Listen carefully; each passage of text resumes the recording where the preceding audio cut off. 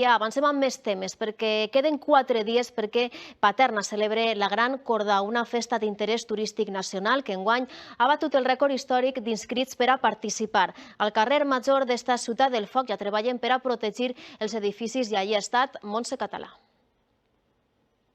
És la gran cita amb el foc quan acaba el mes d'agost. En estos 120 metres de carrer esclataran 70.000 coets en poc més de 20 minuts. Avui les façanes ja estan protegides amb estos enreixats i estiradors amb ganes de diumenge. Enguany s'han apuntat més de 400, però només 366 xafaran este carrer Major.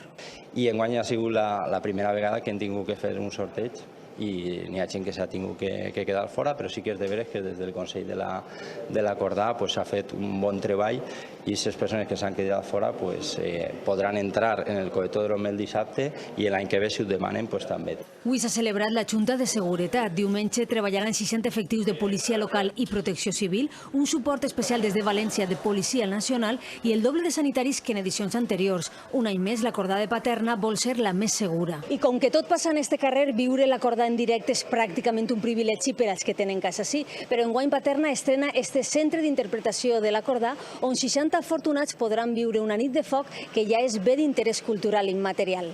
En només 24 hores ja s'han apuntat 400 veïns i veïnes. El degoteig que hem vist avui en este edifici Pepín Damián és constant. El sorteig serà divendres de vesprada i diumenge veuran cremar, potser per primera vegada en la vida, una tona de pólvora en el carrer Major de Paterna.